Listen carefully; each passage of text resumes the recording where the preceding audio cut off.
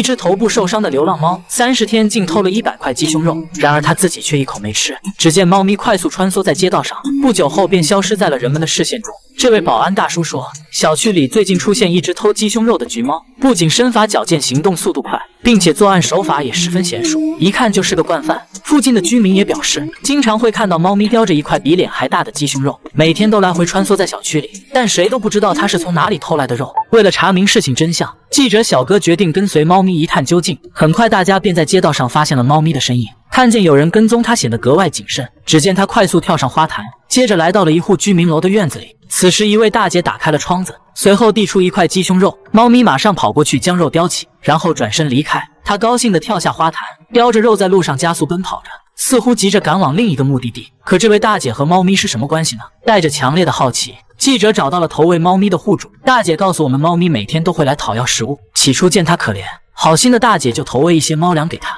但最近一段时间，猫咪吃完饭却怎么也不肯离开，她经常从早上一直等到下午。面对猫咪的行为，大姐很是疑惑，直到有一次拿给她一块鸡胸肉，猫咪才如愿以偿的离去。之后这家伙每天都要来3次以上。虽然不知道猫咪为什么要打包一份食物带走，但好心的大姐每次都会为它提前准备好。可奇怪的是，猫咪最近几天都没有来过。当几天后它再次出现在窗外时，猫咪的身上却多出了几道伤痕，如同往常一样，它还是默默等待着。看到这一幕的大姐连忙上前查看，然而猫咪却意外地躲进了草丛里，眼里充满着深深的恐惧。由于无法靠近猫咪，大姐只好将消炎药磨碎搅拌在食物中，接着将食物端给猫咪，希望它能早日康复起来。吃完饭后，猫咪又像往常一样蹲守在木凳上。看见小家伙可怜的模样，大姐从冰箱中拿出一块鸡胸肉，猫咪小心翼翼地上前叼起肉，随后转身默默跑远了。记者通过不断的走访和询问，最终在一户业主口中得知，原来猫咪脸部的伤是被人打的，因为它总是每天叼着肉在小区里穿梭，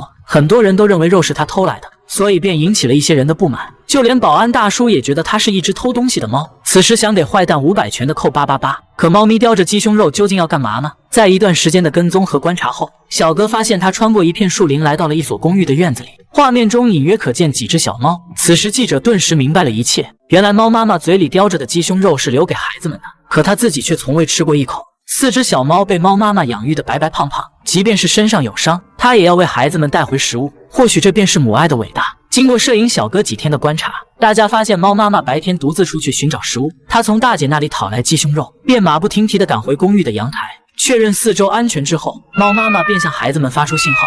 随后一只小猫从地板下探出了小脑袋，原来为了小猫们的安全，猫妈妈把孩子藏在了院子的地板下面。她每天不辞辛苦地来回奔波在2个小区之间，同时还要躲避着人类的伤害，而这一切只是为了哺育自己的孩子。得知真相的大姐马上赶来探望，当看到眼前这一幕时，大姐不由得感动。她没想到猫咪讨要鸡胸肉是为了养育小猫，可以看出猫妈妈将它们照顾得非常好，每只小猫都干干净净，而且十分健康。大姐希望猫咪一家能得到救助，毕竟它身上的伤随时都有感染加重的可能。第2天，救援队匆匆赶来，大家打算通过诱捕的方式进行救援。果然不一会儿，猫妈妈又准时来到了大姐家。尽管她非常小心，但为了盘子里的鸡胸肉，她还是最终走了进去。随着笼门的关闭，猫咪也被成功救援。夜晚时，在工作人员几个小时的努力下，4只小猫也被顺利救援。随后，它们被带到了宠物医院进行检查。经过一系列的检查后，医生表示猫妈妈的营养严重不足，并且身上的伤也需要治疗。但幸运的是，几只小猫都非常健康。为了养育4个孩子，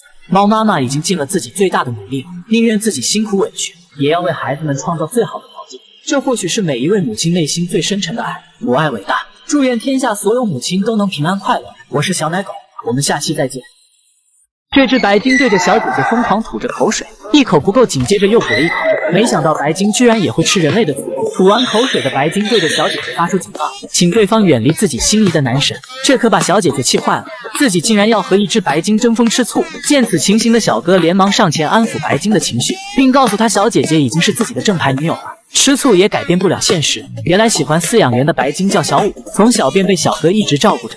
小哥笑着说道，小五只对自己情有独钟，就连食物也只是自己投喂的，如果其他饲养员靠近他，小五就会扭头钻进水里。另一名饲养员试图和他打声招呼，结果小五根本不想搭理对方，只有当小哥出现时，他才会主动跃出水面，而且每次都会和小哥索要亲亲。看到这一幕的小姐姐很是羡慕，自己单身20多年还没享受过这番待遇呢。于是她主动跑来和小五索要一枚香吻，结果小五都没正眼瞧她，完全把她当成了空气。尴尬的小姐姐只好识趣的走开了。显然小五的眼中只有自己的男神。和小哥单独相处的时候，他总是笑得合不拢嘴。估计这家伙已经在爱情的道路上迷失自我了。但这样下去也不是个事儿，总不能看着小五在错误的道路上越走越远。于是小姐姐跑到隔壁和两只雄性白鲸沟通，她详细介绍了小五自身的情况。两只白鲸一边听着小姐姐的介绍，一边有模有样的回答着，看得出他们对这桩婚事充满了期待。最后在几小时的交流后，两只白鲸双双点头表示同意。得知这桩亲事后，小哥也很高兴，他希望小五能找到属于自己的幸福。很快就到了他们见面的时刻，随着隔离护栏缓缓打开，平日里有些内向的小五竟然主动游了过去，而两个呆小伙却羞答答地愣在一旁，也不知是被小五迷住了，还是不想结束单身的生活了。没办法，小哥只好做了个玩具，想以此帮他们摆脱尴尬的气氛。不一会儿，小五就和其中的一只白鲸欢快地玩了起来，看样子他们是一见钟情了。另一只不会主动的愣头青只能继续单身，希望他能早日找到属于自己的另一半，也祝愿大家在新的一年里机会多多，好运满满。我是小奶狗，我们下期再见。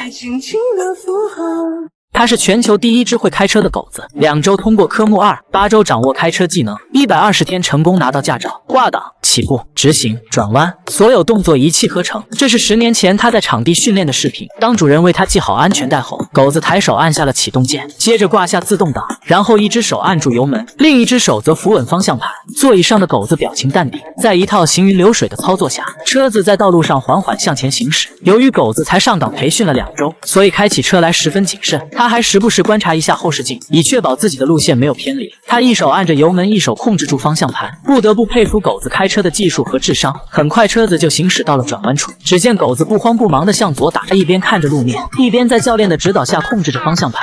很快车子就顺利通过了弯道。咱就说动物开车的场景，一般只有在科幻电影才会出现。看着狗子专业的操作，此时还没拿到驾照的小编我也是感到无地自容。眼看就要抵达终点，狗子双爪稳稳地踩下了刹车，随后车子缓缓停在了众人面前。估计教练看了会沉默，学员看了会流泪。现在狗子可以独自开上改装过的汽车上路了，它也成为了世界上第一只会开车的狗狗。然而除了这只狗子，1年后另一只名为贝娜的狗狗也顺利掌握了开车技术，还是在同样的场地，甚至连开车时的动作和表情都一模一样。在主人的指引下，贝娜按住油门，双爪不断配合打着方向盘，她通过弯道的速度比上一只狗子快了1倍的时间。据说贝娜在此之前经过了3个月的专业训练，不难看出此时她的驾驶技术已经十分了得。不过2只狗狗并非是天赋异禀，它们都是主人从救助中心领养的流浪狗。主人表示训练它们开车是想让更多人知道，即便是流浪狗也有极高的智商和感情，它们丝毫不逊色任何一种犬类。这也验证了一句老话，世上无难事只怕有心人，只要努力，每个人都是奇迹的创造者。我是小奶狗，我们下期再见。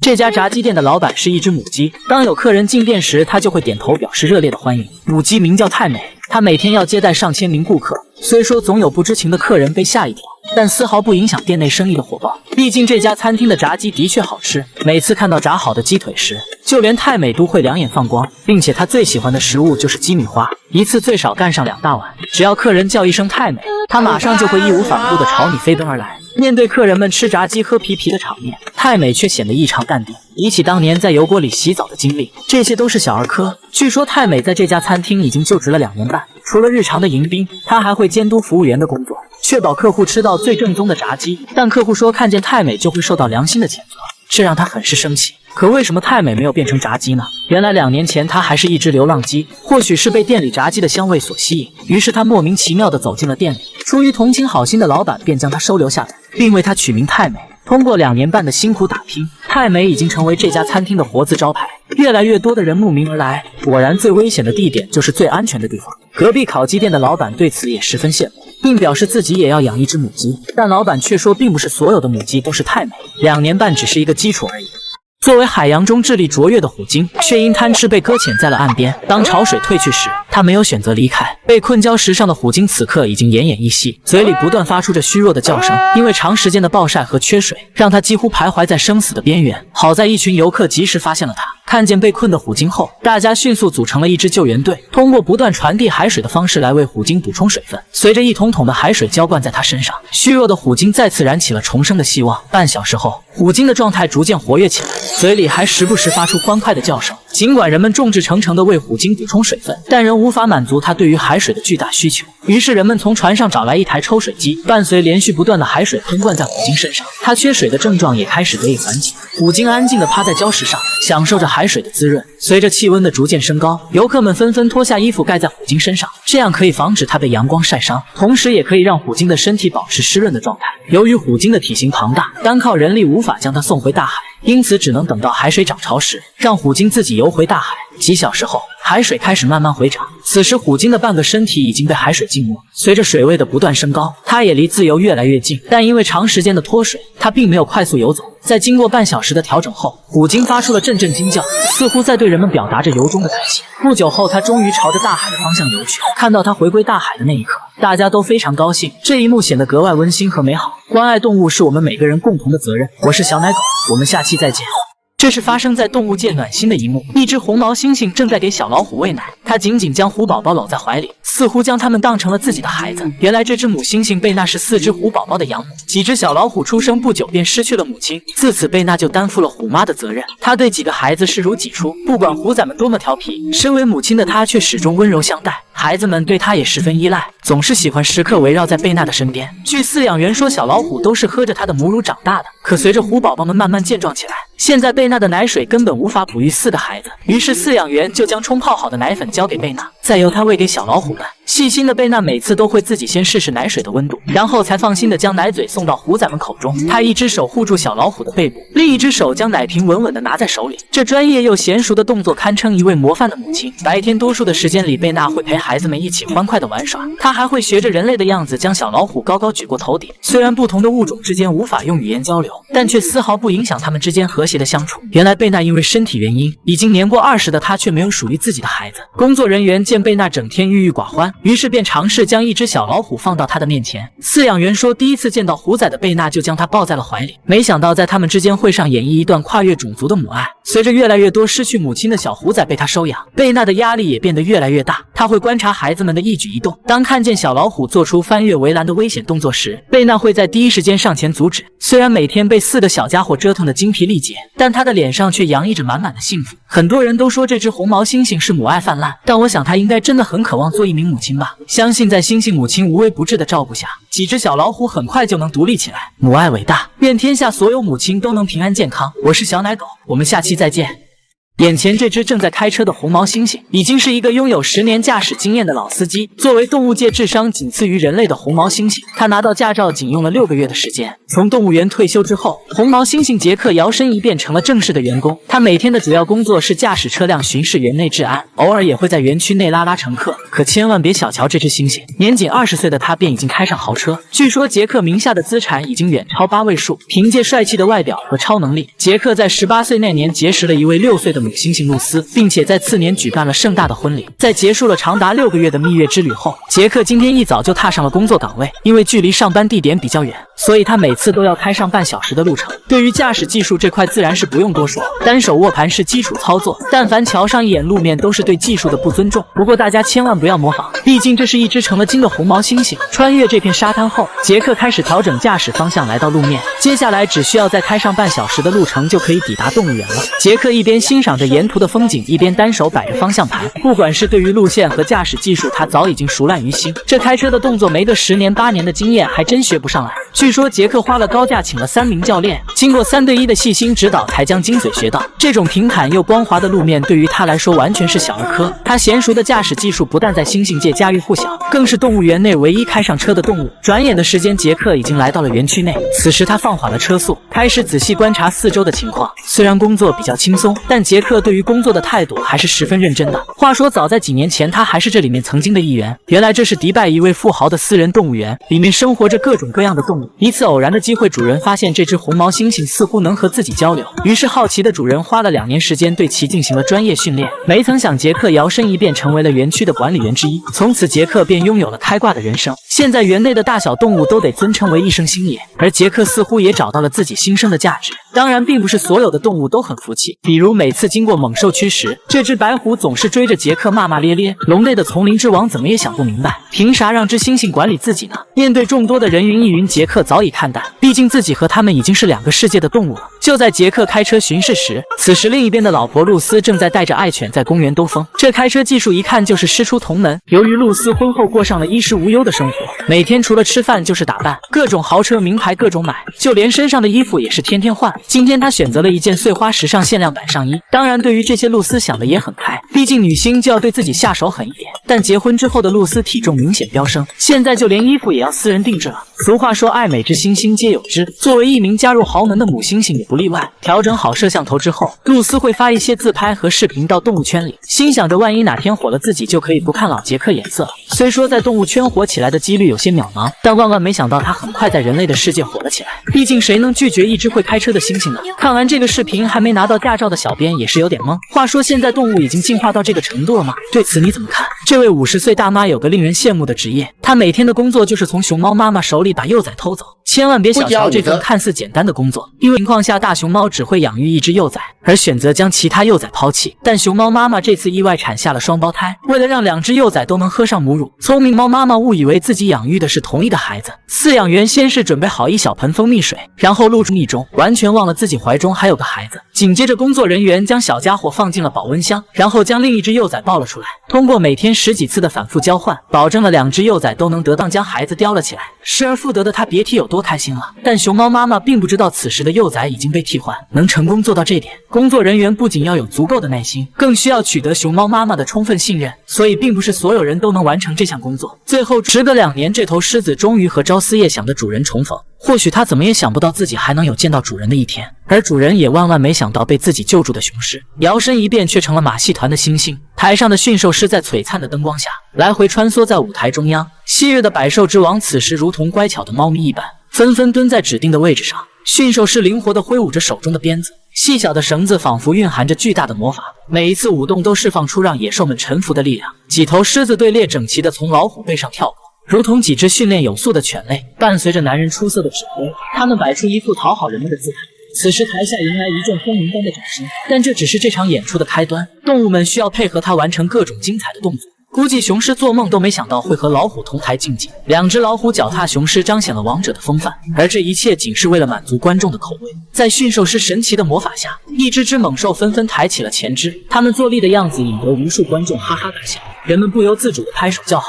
驯兽师完美呈现了他们听话乖巧的模样。然而在这一切光彩夺目的背后，很多人却并不知道为何这些猛兽会如此听话，答案是恐惧的心理。为了驯化倔强的雄狮，人们不得不采用一些非常手段。这是发生在国外一个真实的故事。眼前这头瘦骨嶙峋的狮子曾惨遭马戏团的虐待，最后因长期的绝食而最终失去了价值。当被抛弃后，附近一位好心的人士发现了它。虚弱的雄狮此时已经无法站立，即便是面对新鲜的牛肉，它仍不为所动。但这位好心的人士并未放弃对他的照顾，并且将狮子的视频分享到了网上，没想到引来众多网友的关注。动保组织耗时2个月联系到了狮子的主人，原来因为没有合法的饲养许可，2年前他们被迫而分开，却没想到这头雄狮几经波折被送进了马戏团。在大家共同的呼吁下，雄狮将被送回原地和它的主人相聚。几天后，当雄狮看见把自己养大的主人时，它紧紧拥抱住了主人。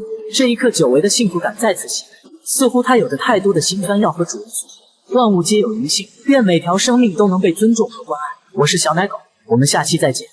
这只猫一天能吃掉5斤泡菜，主人说家里的泡菜都让它吃光了。猫咪名为小五，它1日3餐只吃泡菜，对其他任何食物都不感兴趣。只要五对主人表达了强烈的抗议，但十足的饥饿感最终还是让它妥协了。看见猫咪终于肯吃米饭，主人很是高兴，可没想到这家伙只挑泡菜吃，碗里的米饭是一粒都没动。可它为何如此钟情于泡菜呢？主人告诉我们，小五曾经是只流浪猫，刚捡到它的时候，猫咪什么都不肯吃，本以为它生病了，直到偶然一次机会，它看见了泡菜，从此便一发不可收拾。那么是不是所有的韩国猫咪都喜欢吃泡菜呢？节目组人也是百思不得其解。于是大姐带着小五来到了宠物医院，医生听完大姐的描述后，当场表示自己从业数十载从未见过这种情况。正常来说，猫咪食用高盐和辛辣的食物会对身体确实非常健康，难不成是天赋异禀吗？医生说，以科学的角度的确无法解释这种现象，但还是建议尽量戒掉小五吃泡菜的习惯。得知自家的猫咪没啥大事，主人回家当即为小五准备了泡菜大餐。但看着怀中熟睡的小猫，猫妈妈的眼角顿时被泪水所浸透。因为一场意外的车祸，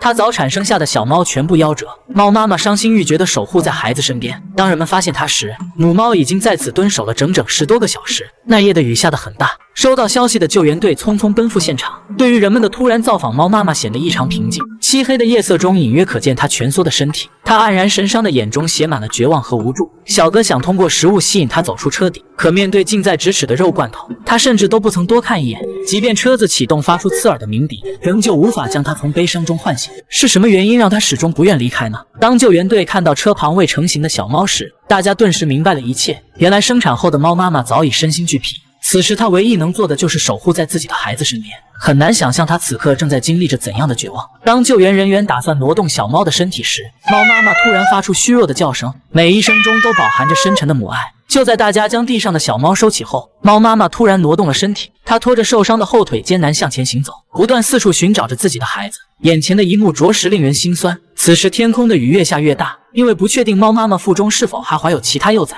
大家决定立刻实施救援工作。救援人员用网将车子四周围住，防止猫妈妈受到惊吓而跑掉。但令大家都没想到的是，她并没有过多反抗，救援人员很快便将她从车底抱了出来。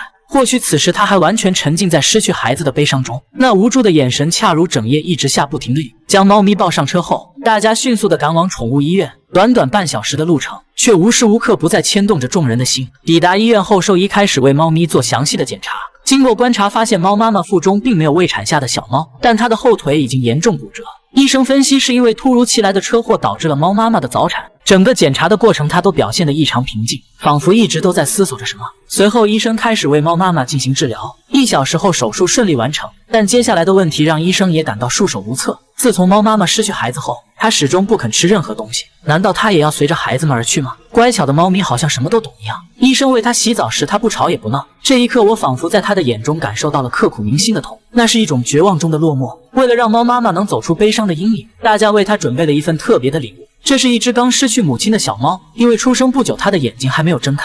医护人员小心翼翼地将小猫放进猫妈妈怀里，她认真地看着怀中嘤嘤啼哭的小家伙。令所有人感到震惊的是，猫妈妈的眼睛里竟然涌出了泪水。她该有多么思念自己的孩子啊！此时觉得母爱伟大的请扣666。下一秒，猫妈妈开始俯身为小猫梳理毛发，仿佛这一刻她的内心又重新燃起了希望。或许这便是冥冥中的缘分，愿他们能相互治愈彼此受伤的心。故事最后，那位最先发现猫咪的小哥决定收养它，从此以后他不用再过着流浪的生活了。或许这对猫妈妈来说已经是幸运的结局。当上天为你关上一扇门的同时，也会为你打开一扇窗。愿屏幕前的你所有美好都如约而至。我是小奶狗，我们下期再见。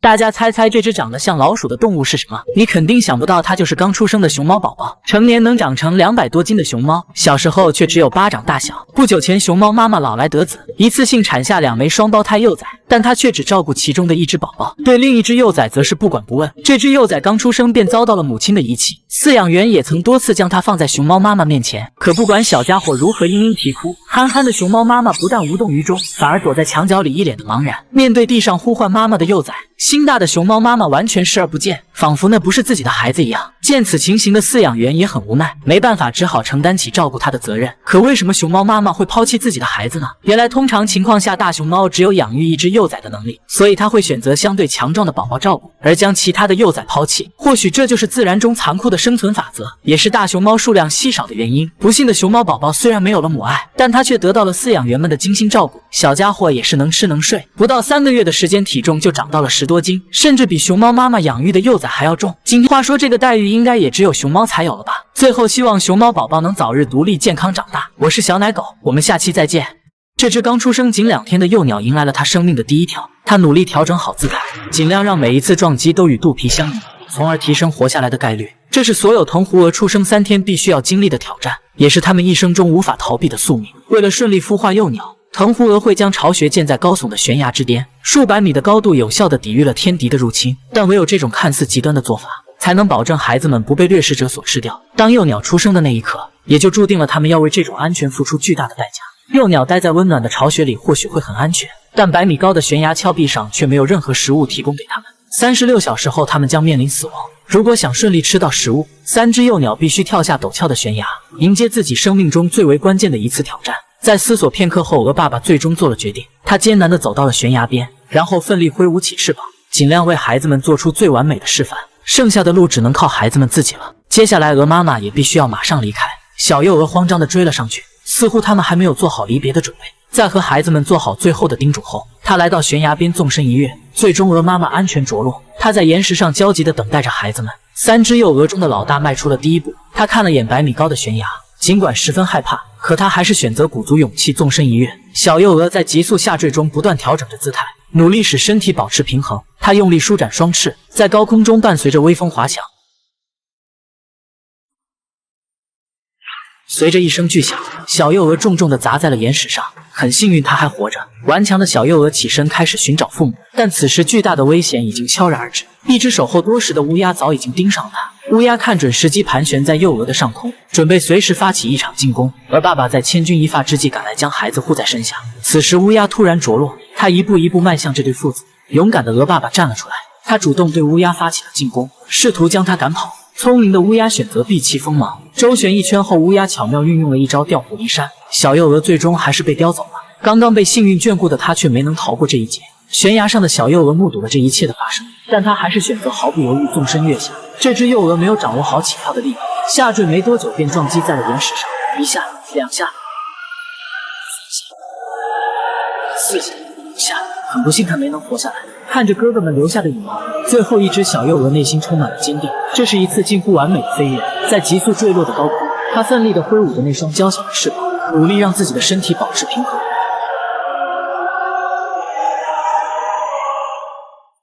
好在没有伤及到身体的要害。此时鹅妈妈也飞过来为孩子加油。再次撞击到岩壁上的幼鹅不断翻滚着身体，最终它被卡在了一处岩石的缝隙中。小幼鹅不断摆动着翅膀，试图挣脱出来，它不能就此放弃。在母亲的帮助下，幼鹅摆脱了束缚，它带着哥哥们的祝福和爸爸妈妈的祈祷，最后成功落在了雪地上。巨大的冲击力使它的身体不由自主在地面翻滚。焦急万分的母亲马上赶过来，因为这已经是她唯一的孩子了。很难想象出生仅3天的幼鸟就要面临死亡的考验，或许这便是大自然中残酷的一面。这只幸存的幼鹅最后终于完成了生命之初的一次巨大挑战，它将跟随父母开启新的生活。人生中总会有坎坷与挑战，当你鼓足勇气直面这一切时，或许会开启生命中另一个新的篇章。我是小奶狗，我们下期再见。